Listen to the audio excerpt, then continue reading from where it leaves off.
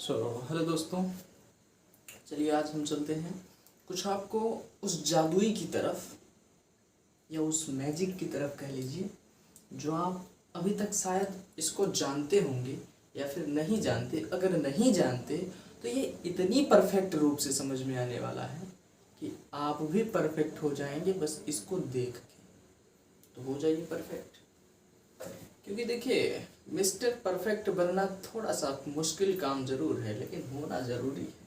ठीक है, तो सिंपल है। इक्वेशन इक्वेशन नाम के सुन लिया, कुछ याद आया क्या? बराबर, इक्वल, समानता यार, संतुलन। ये तो हमने पहले भी बताया है। अगर नहीं जानते तो हमारे पिछले वीडियो में जाके देख लेना, पूरा का पूरा समझ में आ जाएगा। ठीक है, तो यहाँ तक अगर आपने जान लिया कि इक्वेशन आपकी ये है, उसमें आज हम पढ़ाएंगे आपको अलजेब्रा, यानी बिल्कुल आसान वाली भाषा। देखिए क्या है, now we begin the study of another branch of mathematics. अब हम आपको जो गणित है आपका, उसमें एक अलग शाखा पढ़ाएंगे जो कह रहा है इट इज कॉल्ड अलजेब्रा, जो हमारा है अलजेब्रा यानी बीज गणित। ठीक है, ये समझ में आ गया आपको। अच्छा, अब चलते हैं इसमें। ये क्या कह रहा है, n is an example of variable. एक बात बताइए, अब आपको यहाँ तो ये कंठस्थ समझ में आना चाहिए, n is an example of variable. n जो है वो किसका उदाहरण है? वेरिएबल मतलब चर, और चर आप जानते हैं, चर को बताना मतलब एकदम बच्चों का खेल है। चर एक सरल भाषा में बता देते हैं, वह राशि जो, देखिए यहाँ पर कंठस्थ करने के लिए दो ही चीज होती है, बस परिवर्तनशील आप याद कर लीजिए, या फिर ऐसे कह लीजिए पूरा भोजपुरी भाषा में, जो अदल बदल करते रहे, यानी दल बदलू नेता, कंठस्थ। ठीक है, तो आप इसको दल बदलू नेता समझिए, ये कभी भी किसी की दल में घुस सकता है। ठीक है, तो it's value is not fixed, इसकी वैल्यू क्या है? नहीं फिक्स है मेरे भाई, ये परिवर्तनशील है। सिंपल कह रहा है, मैं थोड़ी नहीं कह रहा हूं, ये तो खुद ही कह रहा है यार कि इसकी वैल्यू जो है वो परिवर्तनशील है। It can take any value, ये किसी भी वैल्यू को ले सकता है, 1 2 3 4 5 6 एनी नंबर, आप जो भी समझ लीजिए। जी हाँ, आप कोई भी नंबर समझ लीजिए, वो किसी को भी ले सकता है। कौन? एन। तो यार ये तो बड़ी अच्छी बात आपने बताई sir ji. We wrote the rules for the number of matchstick required using the variable n।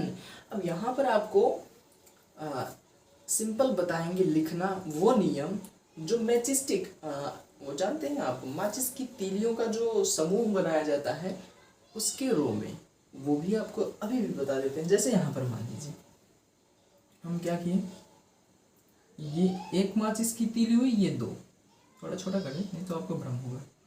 ठीक है, अब एक तरफ हो गया। अब यहाँ पर देखिए, ये मान लीजिए फॉर्म है। ठीक है, अब इसमें कितनी माचिस की तीलियां, एक में, एक फॉर्म में कितनी माचिस की तीलियां लगी? 1 और 2।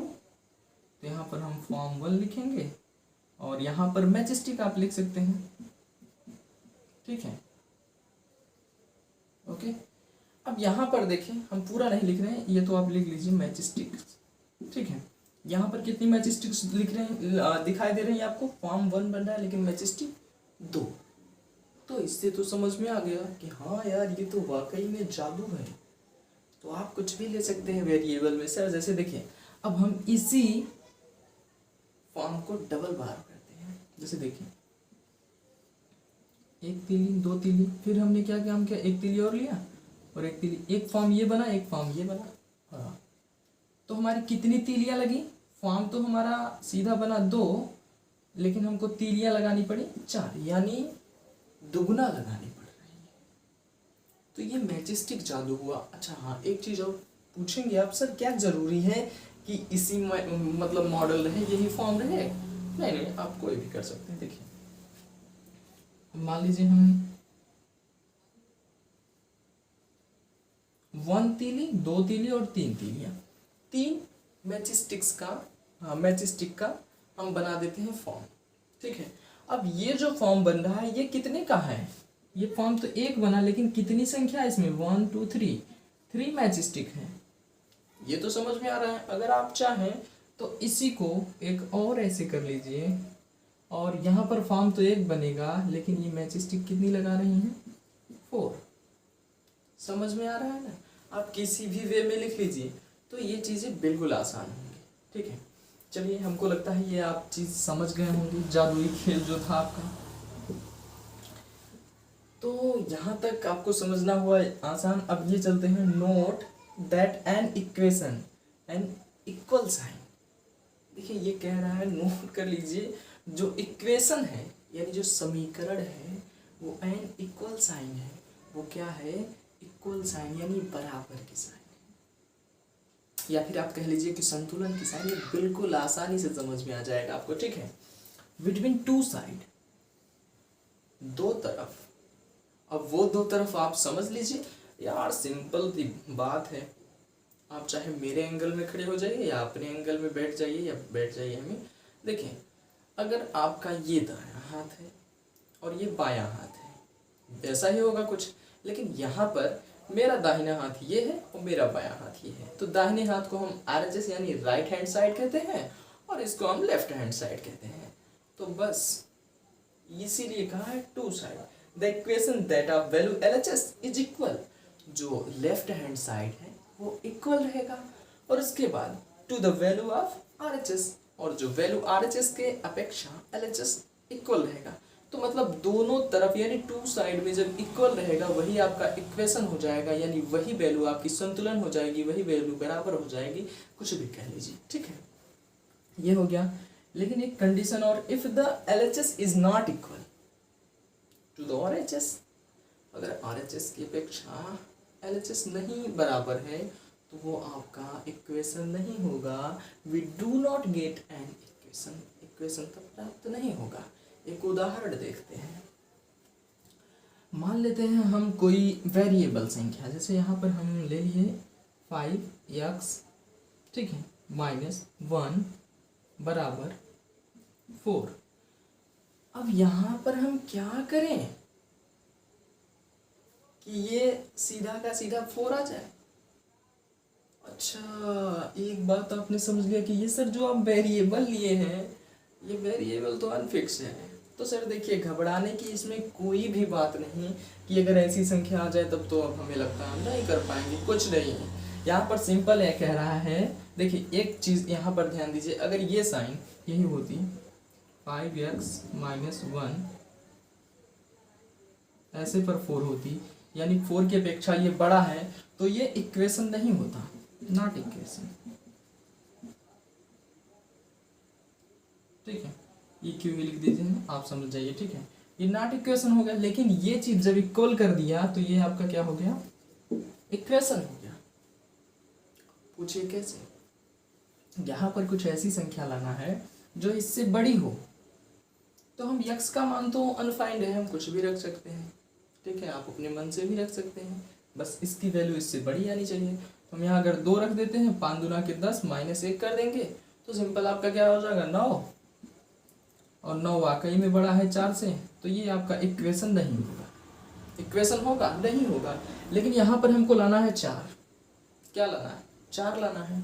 तो सीधा हम 5 का वैल्यू 1 कर देते हैं, 5 इसको x का, x हम कई बार बता दिए हैं कि इससे घबराइए नहीं, x को मान लीजिए कोई वैल्यू है और जो हम इक्वल कर सकते हैं। तो क्या यहाँ पर मल्टीप्लाई, देखिए जब यहाँ पर कोई साइन है, कोई ये भी घबरा जाता है यार यहाँ पर डायरेक्ट गुणा कैसे कर दिया, हमको ये नहीं समझ में आ रहा है। तो देखिए मेरे भाई, यहाँ पर जब कोई साइन है तो वहाँ पर मल्टीप्लाई का साइन रहता है। ठीक है, अगर कोई साइन दिया है तो अच्छी बात है, अगर नहीं दिया है तो आप अपने अनुसार ठोक दीजिए कि ये मल्टीप्लाई है, बस और कुछ नहीं। तो सिंपल हम x को 1 मान लेते हैं। यार आप ये भी कंफ्यूज हो गए, यार हम ज़बरदस्ती 1 क्यों 2 न मान लें, हम 2 क्यों न माने। तो मेरे पास जवाब है मेरे भाई, ये जो बराबर 4 है, जब आप मल्टीप्लाई 1 करेंगे और -1 करेंगे तब ये 4 आएगा। अगर आप 2 अपने से मान लेंगे तो ये 10 हो जाएगा, और 10 में से 1 घटाएंगे तो 9 आएगा, तो बराबर तो 9 होगा ही नहीं, तो इक्वेशन ये भी नहीं हो पाएगा। तो इसलिए आपको इक्वेशन करना है, तो सिंपल यहाँ पर 1 मान लीजिए, 5 × 1 और -1 करेंगे तो 5 × 5 और 1 चला जाएगा तो बराबर यहाँ पर भी 4 आ जाएगा, यहाँ पर तो 4 है ही। ये आपका क्या हो जाएगा, इक्वेशन। ठीक, ये आपका क्या हो जाएगा, सिंपल लिख देते हैं, इक्वेशन, समीकरण, कुछ भी आप कह लीजिए, कुछ भी आप कह सकते हैं। इक्वेशन है, इक्वेशन नहीं है, इसकी कुछ हम आपको यहाँ पर क्या लाए हैं, उदाहरण। ठीक है, अब ये आप करेंगे, ये कौन करेगा, आप करेंगे। आप करिए इसको। देखिए सिंपल तरीका है, ये n है जिसकी कुछ हमने वैल्यू दी है। हमने एक बात और बताया है कि जो n होता है उसकी वैल्यू अनफाइंड होती है, ये ध्यान दीजिए आप। तो यहाँ पर एक चीज कहा है, हम इसको लाइन बाय लाइन खींच देते हैं ताकि आपको परेशानी ना हो।